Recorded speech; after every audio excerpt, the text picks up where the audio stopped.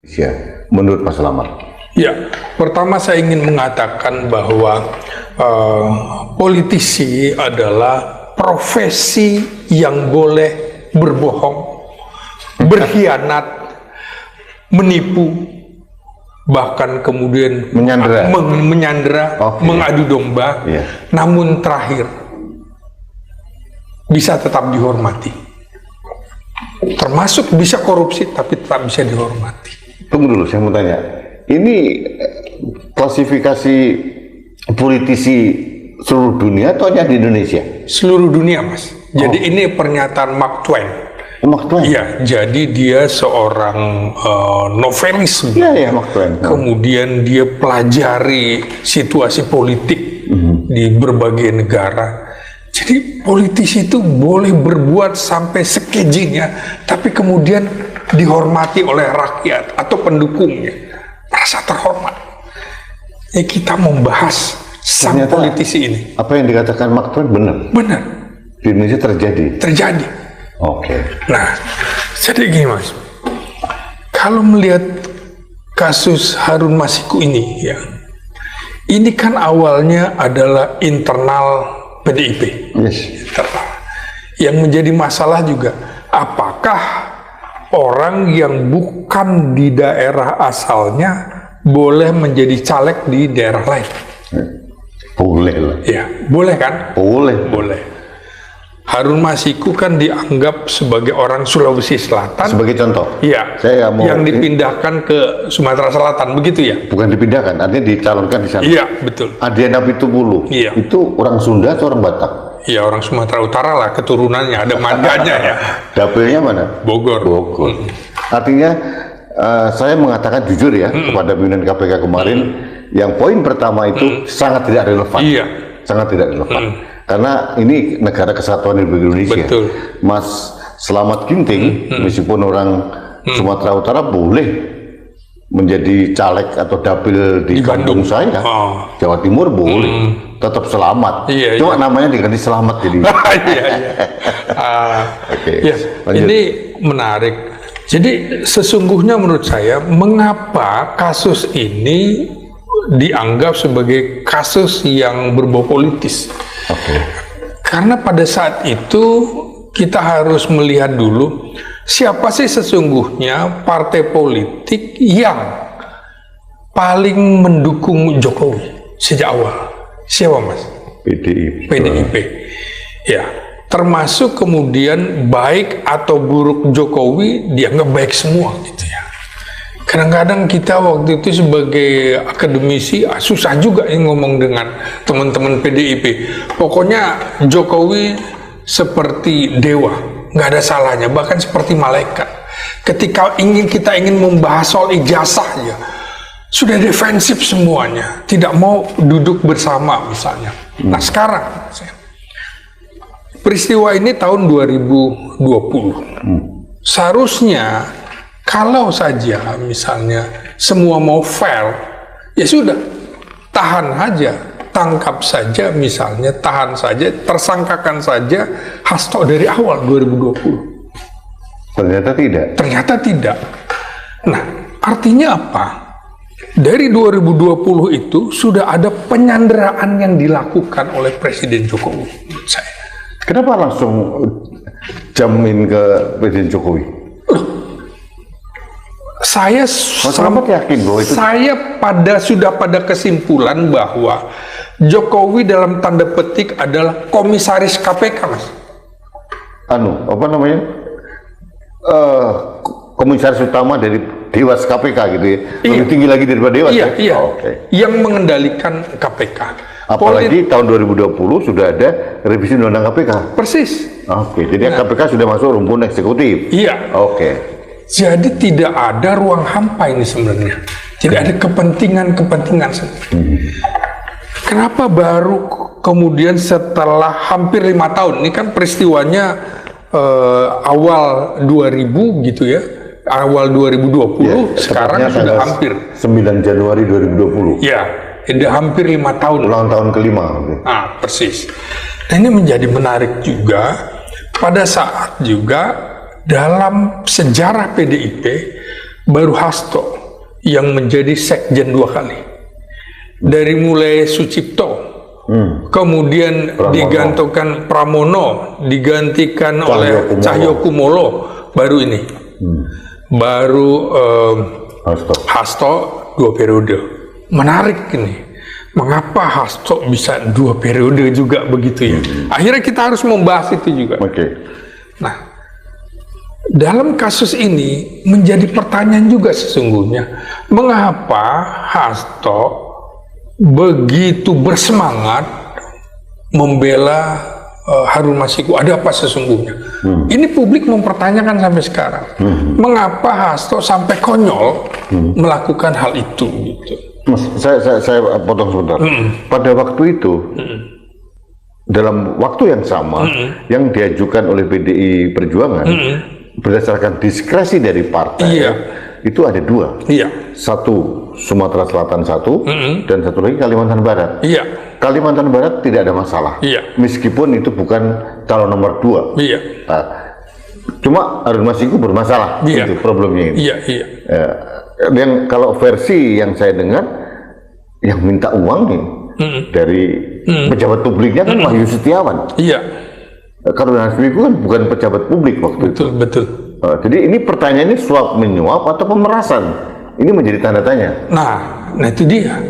Ini kan menarik juga ketika misalnya sebelum Hasto dijadikan tersangka, ya kan? Pemanggilan Hasto terakhir, kan ada pernyataan dari KPK bahwa 7 hari dari sini Harun Masiku akan ditangkap. Pertanyaan saya juga nih ke Mas Rudi, kira-kira Harun Masiku tuh udah ditangkap atau belum? Jangan-jangan sudah nggak ada. Jangan-jangan sudah nggak ada atau jangan-jangan sudah ditangkap. Kan artinya harusnya ini ditangkap dulu, ya, baru kemudian Hasto dan juga Yasona Lawli menjadi tersangka. Karena problem begini, Mas. Dalam persidangan si Saiful Bakri, yang salah satu yang terkait itu Oke, sangat tertarik sekali teman-teman. Tadi kita mendengarkan penyampaian dari Pak Slamet mengenai Presiden ke-7 kita, Pak Jokowi. Nah, memang persoalan-persoalan ini masih saja menjadi bahan perbincangan dan perdebatan bagi para pengamat politik, ya, para politisi, para orang-orang yang paham dan melek terhadap politik, terus-menerus membahas persoalan-persoalan ini. Ya, meskipun Pak Jokowi telah berakhir pada masa jabatannya, sudah purna tugas seperti yang beliau ucapkan, tetapi banyak dari masyarakat Indonesia, khususnya para pengamat politik, mengamati bahwa situasi ini memang sangat-sangat luar biasa sekali, menimbulkan problem, menimbulkan pro dan kontra hingga pada kontroversinya. Selama Presiden Jokowi memimpin, bagaimana kita melihat beberapa hari terakhir ini juga permasalahan pembahasan mengenai KPK yang berada pada pengawasan Presiden, yang diduga Pak Jokowi mengganti dengan orang-orangnya agar bisa memanfaatkan KPK itu sendiri untuk kepentingan-kepentingan tertentu. Jadi banyak dugaan itu, ya. Dan harusnya KPK pada posisi independen, sebetulnya harusnya sudah seperti itu. Tetapi dengan adanya perubahan itu, ya, Pak Jokowi waktu menjadi presiden, ya, mungkin menempatkan orang-orangnya di KPK seperti itu, ya. Kemudian beberapa hari lalu juga membahas masalah institusi Polri yang nanti akan dibuat di bawah Kemendagri dan seterusnya dan seterusnya. Jadi banyak sekali persoalan-persoalan. Belum lagi pada cawe-cawe pilkada, ya, belum lagi Pak Jokowi masuk dalam daftar tokoh terkorup di dunia. Ya, banyak juga dari Kompas, banyak CIN Indonesia dan seterusnya dan seterusnya. Itu sudah banyak saya lihat di berita-berita gitu, ya. Dan mungkin teman-teman kalau tidak percaya boleh search nanti di Google saja gitu. Nah, tapi saya akan mengajak Anda, mengajak teman-teman dalam berdiskusi melalui komentar pada video ini yang memang ini adalah penyampaian dan pendapat dari teman-teman kita, masyarakat Indonesia, para netizen plus 62. Saya melihat dari KJ aja, hebat dan sangat licik dari Jokowi yang bisa atur segalanya. Lalu Prabowo sebagai apa? Kok para institusi di rezim ini bisa diatur Jokowi sang koruptor dunia? Ya, jadi sudah masuk kata-kata koruptor dunia. Jokowi punya ajimat pengasihan semua penegak hukum. Rakyat tergila-gila.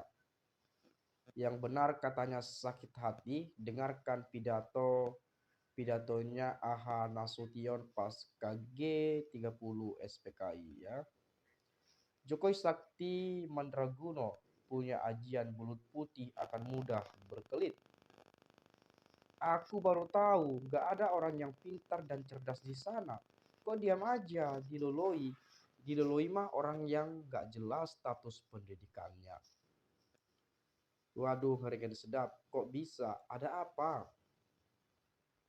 Analisis yang sungguh keren banget.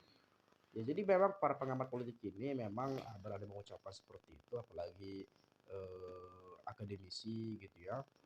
Itu pasti dengan pengamatan yang tajam dan didasari dengan analisis dan survei-survei gitu ya, penelitian-penelitian. Jadi sehingga dapat menyimpulkan, oh Pak Jokowi selama menjabat seperti ini. Makanya sekarang masuk pada daftar tokoh terkorup di dunia. Ya meskipun tidak tentang uang misalnya, ya mungkin memanfaatkan jabatannya, memanfaatkan karirnya, surplus kekuasaannya dalam memenuhi atau untuk kepentingan-kepentingan tertentu. Atau mungkin uang, korupsi uang, bisa juga seperti itu.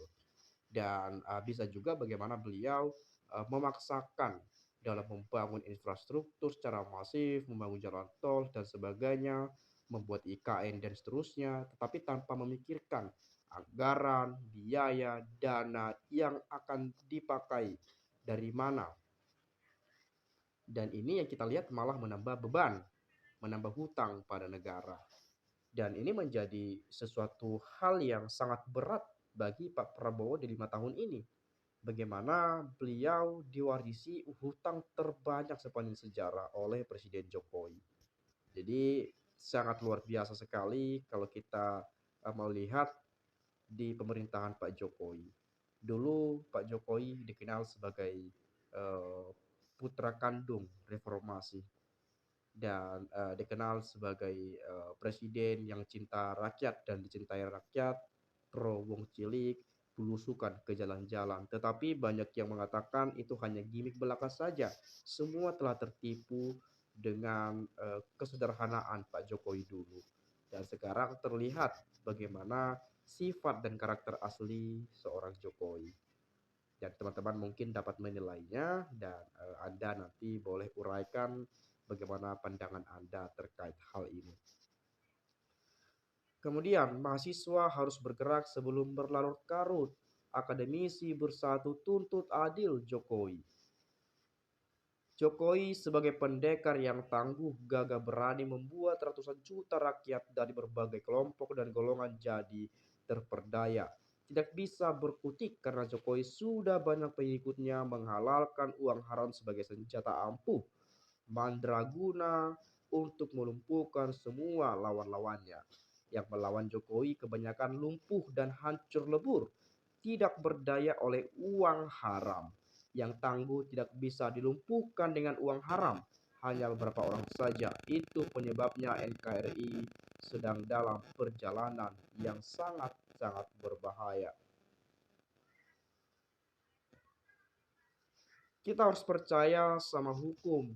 Zaman terbuka seperti sekarang gampang dilihatnya. Jika tersandung kasus hukum, ikutin saja prosesnya. Nanti di pengadilan akan terbukti salah apa benar. Jadi nggak usah dikomentari yang aneh-aneh, apalagi dipolitisasi dan dongok jadinya. Nah, ini saya sepakat gitu ya. kalau ada kecurigaan, kalau ada misalnya dugaan-dugaan, ya monggo diproses secara hukum, nanti akan dibuktikan pada sidang pengadilan. Terbukti, terlibat, terbukti benar salah atau tidaknya. Itu nanti urusan belakang. Yang penting masuk pada ranah pengadilan terlebih dahulu, ya mengikuti sesuai prosedural, proses-proses hukum itu berjalan, nanti akan terbukti. Yang si penggugat misalnya dibawakan bukti, di persidangan bukti, nanti akan terbukti sendiri di sana siapa yang salah, siapa yang benar. Dan kita juga berharap hakimnya yang menangani harus netral, harus adil, tidak berpihak kepada siapapun.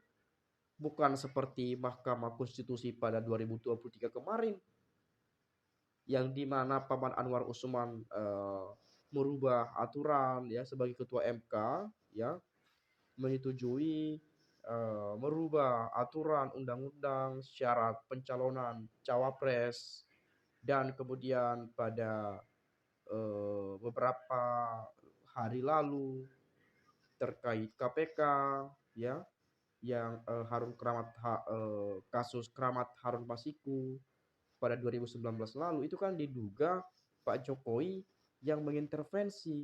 Jadi ada unsur politisasinya. Itu kan ada dugaan seperti itu. Ya, untuk membuktikannya jangan hanya berbicara saja, tetapi bawakan pada sidang pengadilan agar hukum itu nanti yang berbicara. Salah benar atau tidaknya nanti akan terbukti pada proses persidangan itu. Nah, itu yang sebetulnya yang masyarakat inginkan. Bagaimana masyarakat dapat menerima informasi, informasi yang resmi, informasi yang efektif, informasi yang memang benar-benar menunjukkan, oh ternyata ini loh yang salah, si A loh yang salah, si B yang salah. Itu yang seharusnya dilakukan, dilaksanakan agar publik dapat menilai, publik dapat merasakan, mengetahui apa sebetulnya yang terjadi. Sehingga persoalan-persoalan semacam ini tidak lagi berlarut-larut dalam pembahasan terus-menerus. Karena masih banyak lagi hal-hal penting lainnya yang harus dibahas. Masih banyak hal-hal penting lainnya yang harus dikerjakan. Bukan hanya ini terus-menerus dibahas, berlarut-larut. Hari demi hari, pagi ke pagi, sore ke sore, malam ke malam. Sepanjang waktu, terus-menerus dibahas. Jadi ini harus perlu sekali untuk dievaluasi bagaimana persoalan-persoalan ini tidak lagi berlarut-larut dan bisa dituntaskan dan diselesaikan. Ya, agar pemerintahan ini juga bisa lebih fokus dalam menata negeri ini menjadi bangsa yang lebih baik dan lebih maju. Itu saja, mungkin teman-teman ada pendapat, nanti boleh silakan sampaikan pendapat Anda di komentar ini agar nanti juga kita dapat sama-sama saling bertukar pikiran antar satu dengan yang lain melalui komentar pada video ini. Itu saja, sekali lagi saya ucapkan salam inspirasi, salam NKRI, harga mati.